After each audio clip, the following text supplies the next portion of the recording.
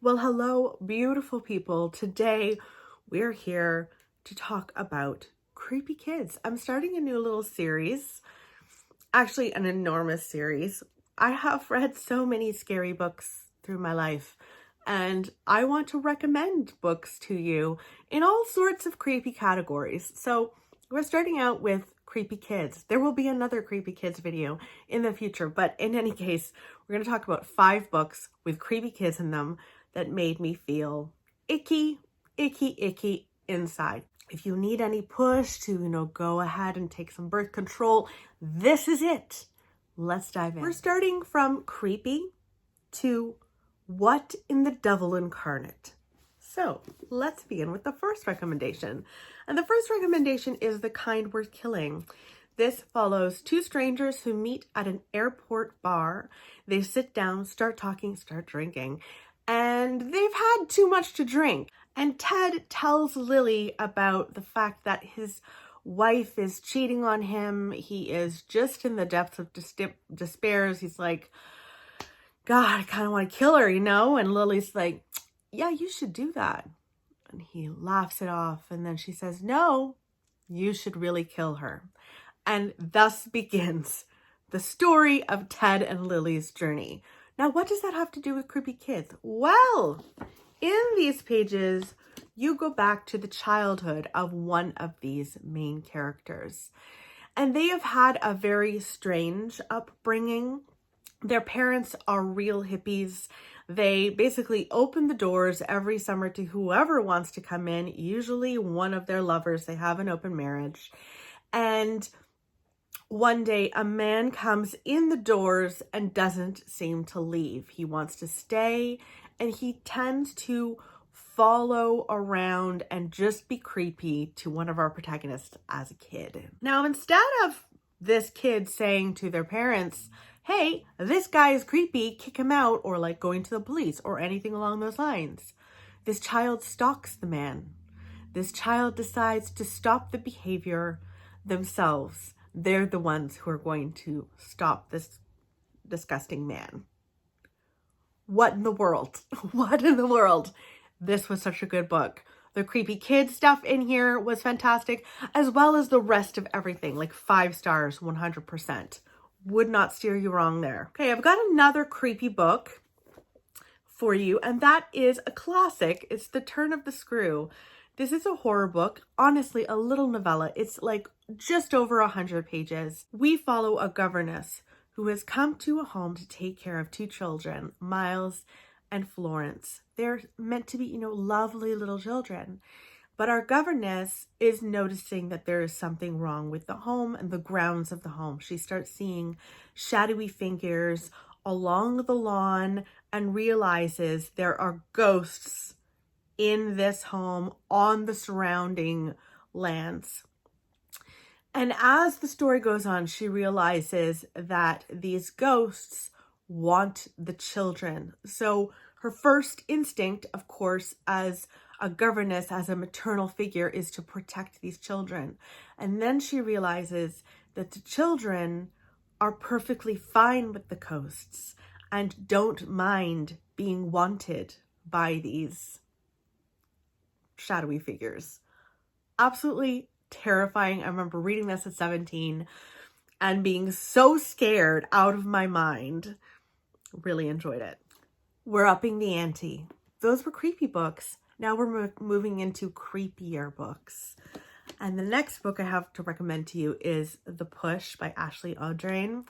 This is a thriller, and it follows a woman. It follows a woman named Blythe. She has had Violet, and she's going through some real postpartum depression. She is not connecting with Violet. Everything she does to bring her and her child together is not working. She thinks there's something wrong with her. Her, relationship with her husband is starting to break down. She's the only one who just can't seem to connect with this kid. But then she has another child named Sam. And Sam and her are thick as thieves, 2 peas in a pod. And she's like, maybe there's nothing wrong with me. Maybe there's something wrong with Violet, her marriage does break apart. And now she's stuck in a situation where she thinks that there is something off with her oldest daughter, Violet. No one else believes her. Everyone else thinks Violet is like this perfect child. And now she's terrified of what Violet is going to do. And is her son, Sam, this precious boy in her life, is he safe with his big sister? Next is one of my favorite books of, I think it was 2022. It was my favorite book of 2022. This is The First Day of Spring by Nancy Tucker. In this book, we meet 8-year-old Chrissy. And 8-year-old Chrissy has just killed a little boy. You meet her killing the child, and the flood of oxytocin, the flood of endorphins she gets afterwards. She feels powerful. She feels on top of the world. She kind of wants to do it again. She has no remorse whatsoever. So you meet her when she is 8, and then you meet her years later, I think it's 20 years later, when she has a child of her own, and she is afraid that the deeds of her past, the things that she did in her childhood, are going to catch up with her, and people are going to take her child away from her. And you follow her in chapters of her childhood, in chapters of her, adulthood with this child of her own. And you're trying to piece together who Chrissy really is.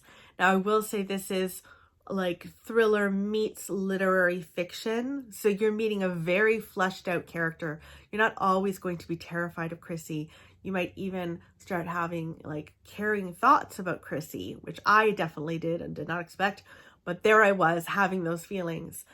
But it is absolutely creepy to be meeting an 8-year-old who is just on a high from killing someone, and you're trying to get into her mind.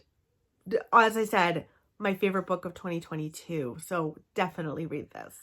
Now we're ready for the What in the Devil Incarnate book that I want to recommend to you. This is beyond creepy. This will make you have a hard time sleeping at night. And this is A Head Full of Ghosts by Paul Tremblay.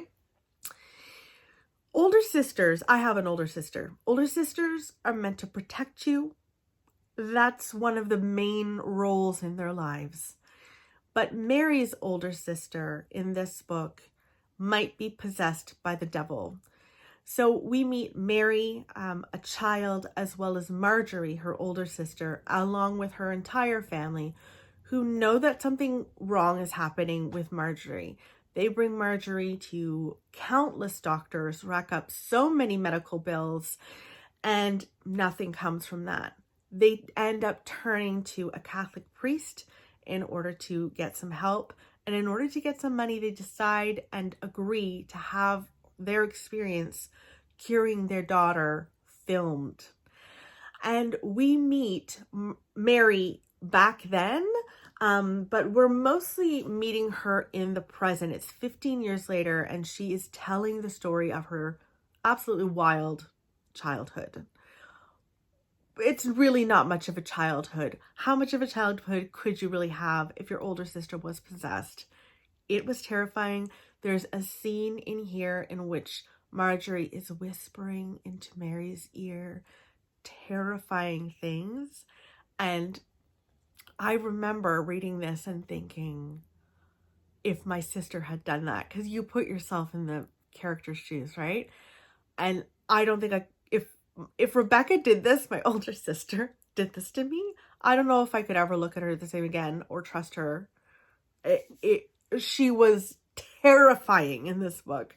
So also an absolutely twisty-turny ride. The end, I still think about the end. The end makes you want to go all the way back to the beginning and read it again from a new vantage point, which is a wonderful thing. So those are all of the very creepy kid books that I want to recommend to you today.